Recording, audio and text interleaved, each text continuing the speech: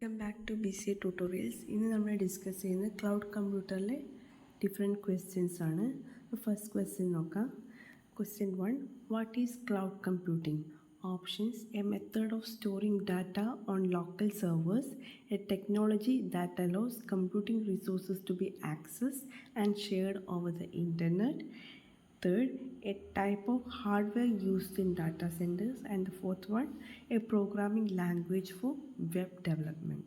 അപ്പോൾ ഇതിൻ്റെ ആൻസർ എന്ന് പറയുന്നത് ഓപ്ഷൻ ബി ആണ്. അതായത് a technology that allows computing resources to be accessed and shared over the internet. ഇപ്പോൾ ക്ലൗഡ് കമ്പ്യൂട്ടിംഗ് എന്ന് പറഞ്ഞു കഴിഞ്ഞാൽ നമ്മൾ ഏതെങ്കിലും റിസോഴ്സസ്, ഓക്കെ, അതൊരു ഹാർഡ്വെയർ റിസോഴ്സ് ആയിരിക്കാം, അല്ലെങ്കിൽ ഒരു സോഫ്റ്റ്വെയർ റിസോഴ്സ് ആയിരിക്കാം. അപ്പോൾ ഇത്തരം റിസോഴ്സസിനെ നമ്മൾ ആക്സസ് ചെയ്യുക, അതുപോലെ തന്നെ നമ്മളതിനെ സ്റ്റോർ ചെയ്യുക ഒരു ഇൻ്റർനെറ്റ് യൂസ് ചെയ്തുകൊണ്ടാണ് എന്നുള്ളൊരു കൺസെപ്റ്റാണ് ഇവിടെ നമ്മൾ മെയിനായിട്ട് ക്ലൗഡ് കമ്പ്യൂട്ടിങ്ങിൽ പറയുന്നത്. ഓക്കെ, ഇനി നമുക്കതിൽ കൂടുതൽ ഡീറ്റെയിൽസ് ഓരോ ക്വസ്റ്റ്യൻസ് വരുമ്പോൾ നമ്മൾ ഡിസ്കസ് ചെയ്യുന്നതിന്. അപ്പോൾ second question, which one of the following is not a key characteristics of cloud computing? On demand self service, broad network access, limited scalability, resource pooling. അപ്പോൾ നിങ്ങൾ ഓരോ ക്വസ്റ്റ്യനും നിങ്ങൾ പോസ് ചെയ്തുകൊണ്ട് അതിൻ്റെ ഓരോന്നും നോക്കുക, അതിനുശേഷം നമുക്ക് ആൻസറിലേക്ക് പോകാം. അപ്പം അതിൻ്റെ ആൻസർ എന്ന് പറയുന്നത് ലിമിറ്റഡ് സ്കെയിലബിലിറ്റിയാണ്. കാരണം ഒരു ക്ലൗഡ് കമ്പ്യൂട്ടിങ്ങിൻ്റെ കീ ക്യാരക്ടറിസ്റ്റിക്സ് എന്ന് പറയുന്നത് ഓൺ ഡിമാൻഡ് സർവീസസ് ആണ്. അതായത് നമുക്കറിയാം, നിങ്ങൾ കേട്ടിട്ടുണ്ടാകും software as a service, platform as a service, അതുപോലെ തന്നെ ഇൻഫ്രാസ്ട്രക്ചർ ആസ് എ സർവീസ്. അതൊക്കെ ഓൺ ഡിമാൻഡ് സർവീസസ് ആണ്. അതുപോലെ തന്നെ ഈ ഓരോന്നും നമ്മൾ ആക്സസ് ചെയ്യണമെന്നുണ്ടെങ്കിൽ നമ്മൾ എന്ത് യൂസ് ചെയ്യണം? നെറ്റ്വർക്ക് ആക്സസ് ഉണ്ടായിരിക്കും, നെറ്റ്വർക്ക് യൂസ് ചെയ്യുന്നുണ്ടാവും. അപ്പോൾ ഇതെല്ലാം ഇതുമായിട്ട് റിലേറ്റ് ചെയ്തിട്ടുള്ള ടേംസ് തന്നെയാണ്. അതുപോലെ റിസോഴ്സ് പൂളിംഗ്.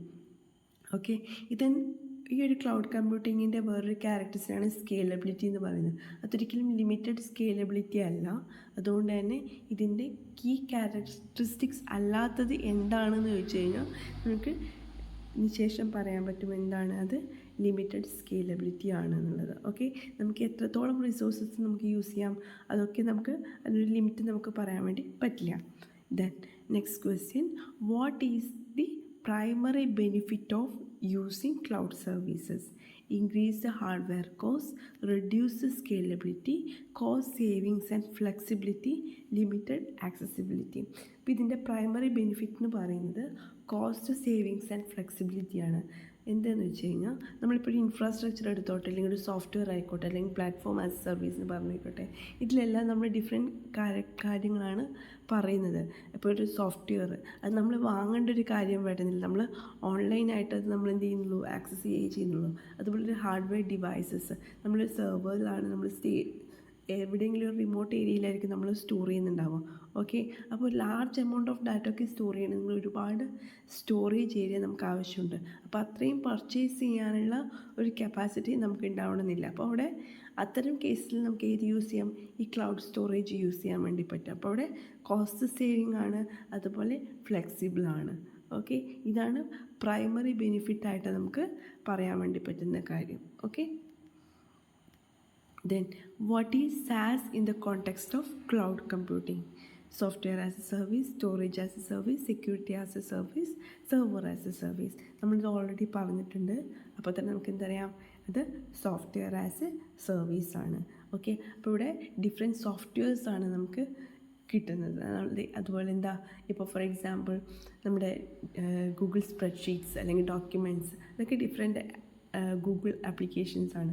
ഇതുപോലെയുള്ള ഡിഫറെൻറ്റ് ആപ്ലിക്കേഷൻസ് നമുക്ക് ഓൺലൈനായിട്ട് യൂസ് ചെയ്യാൻ വേണ്ടി പറ്റും. അതുപോലെ സ്ലാക്ക് എന്ന് പറയുന്നത് ഇതുപോലെ തന്നെ ഒരു സോഫ്റ്റ്വെയർ ആസ് എ സർവീസിൽ പറയാൻ വേണ്ടി പറ്റുന്നതാണ്. ഡിഫറെൻറ്റ് ആമസോണിൻ്റെ കേസിലൊക്കെയാണ് ഡിഫറെൻറ്റ് ആപ്ലിക്കേഷൻസ് ഇതുപോലെ നമുക്ക് ക്ലൗഡ് സ്റ്റോറേജ് നമുക്ക് അവൈലബിൾ ആയിട്ടുണ്ട്.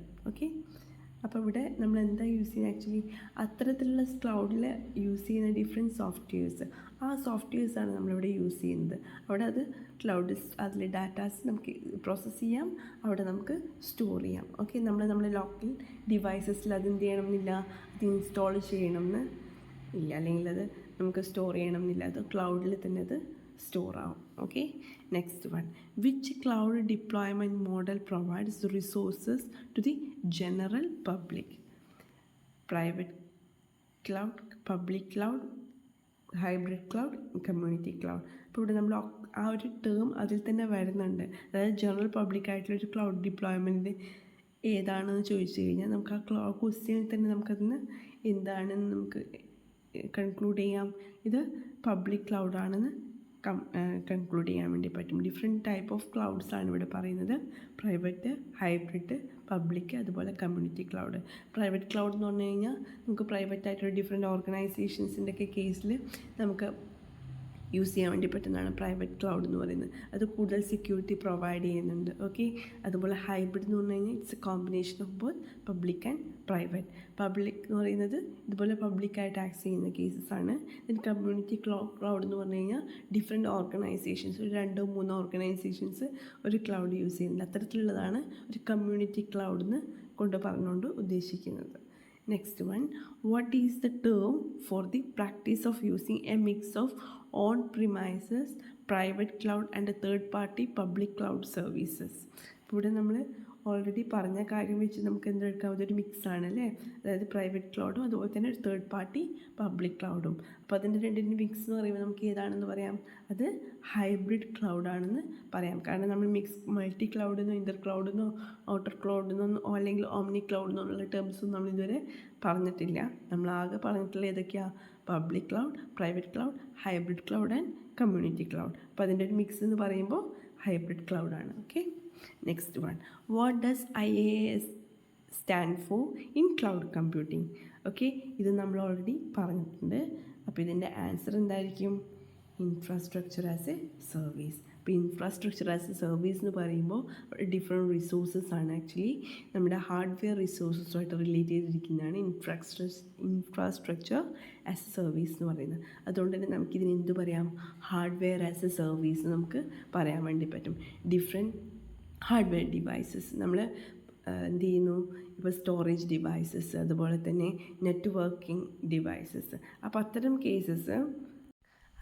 കേസസ് അതുമായിട്ട് റിലേറ്റ് ചെയ്ത് കിടക്കുന്നതാണ് എന്ത്, ഇൻഫ്രാസ്ട്രക്ചർ ആസ് എ സർവീസ് കൊണ്ട് ഉദ്ദേശിക്കുന്നത്. ഇപ്പോൾ ഗൂഗിളിൻ്റെ കേസ് ആണെങ്കിലും ആമസോൺ വെബ് സർവീസസിൻ്റെ കേസ് ആണെങ്കിലും അങ്ങനെ ഡിഫറെൻ്റ് ആയിട്ടുള്ള സ്റ്റോറേജ് ഏരിയാസും കാര്യങ്ങളുമാണ് ഇൻഫ്രാസ്ട്രക്ചർ ആസ് എ സർവീസിൽ വരുന്നത്. ഓക്കെ, അപ്പോൾ ഇവിടെ എന്തും കൂടെ പറയാം, ഹാർഡ്വെയർ ആസ് എ സർവീസ്. അപ്പോൾ ഇതുമായിട്ട് കണക്ട് ചെയ്തിരിക്കുന്ന മറ്റൊരു ടേമാണ് വെർച്വലൈസേഷൻ എന്ന് പറയുന്നത്.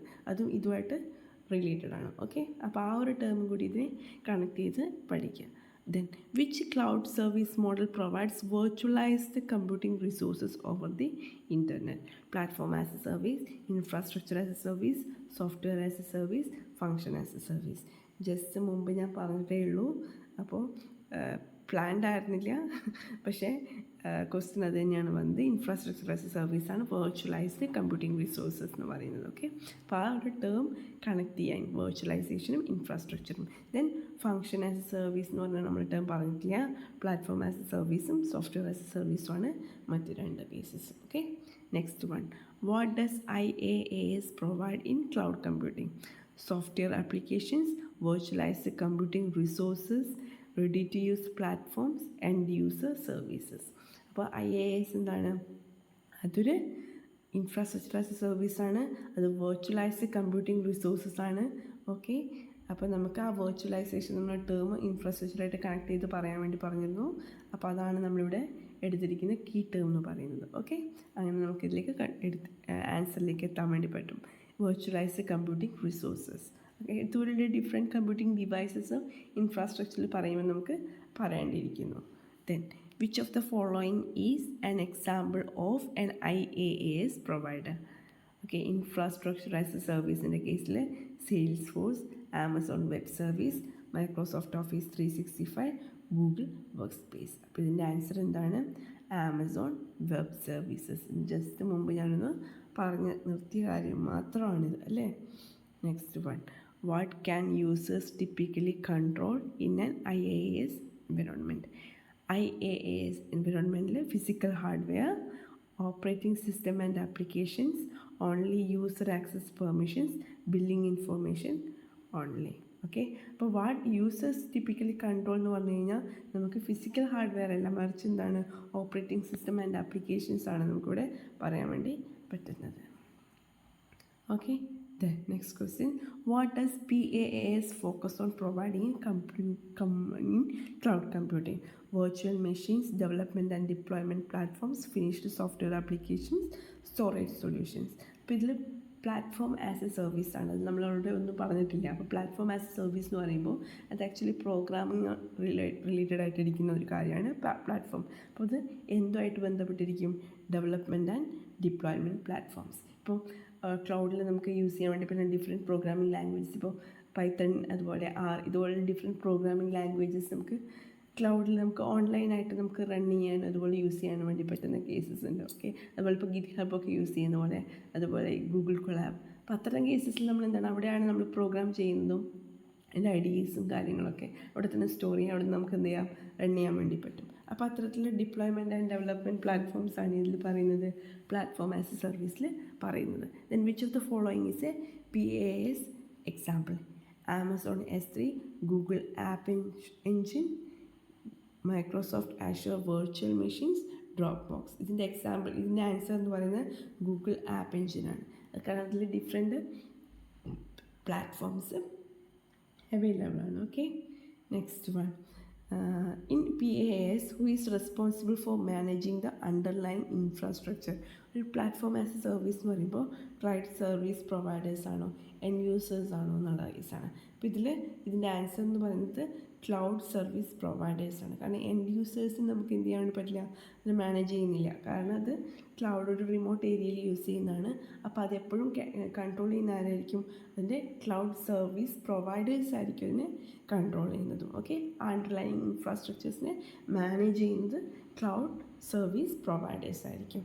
Then what characterises software as a service?